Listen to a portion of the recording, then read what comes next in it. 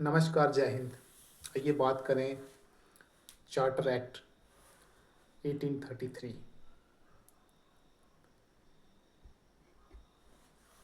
इस एक्ट की वजह से गवर्नर जनरल ऑफ बंगाल को कहा जाने लगा गवर्नर जनरल ऑफ इंडिया, और पहले ऐसे गवर्नर जनरल ऑफ इंडिया थे लॉर्ड विलियम बेंटिक।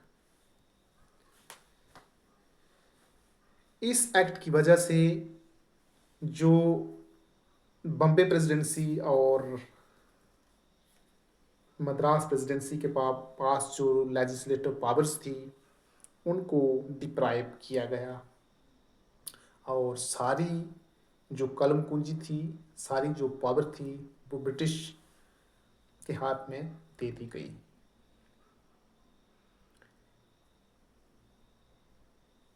इसके अलावा चार्टर एक्ट 1833 में system of open competition introduce हो गया for the recruitment of civil servants,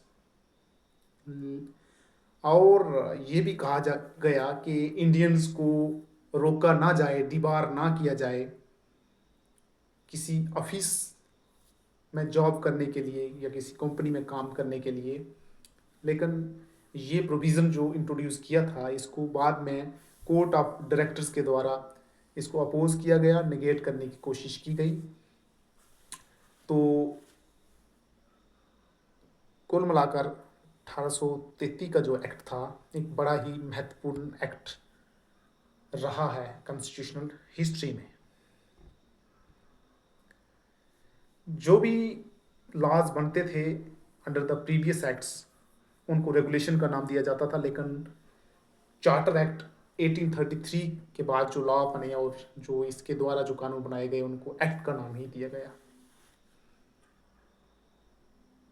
इसलिए हम ये कह सकते हैं कि इस एक्ट के द्वारा पहली बार गवर्नमेंट, इंडिया की गवर्नमेंट बनी जिसके हाथ में अथॉरिटी आ गई over the territorial area possessed by the British government in India. तो ये रही कुछ जानकारी चार्टर एक्ट 1833 की। अगली वीडियो में हम बात करेंगे चार्टर एक्ट 1853 की, 1853 की।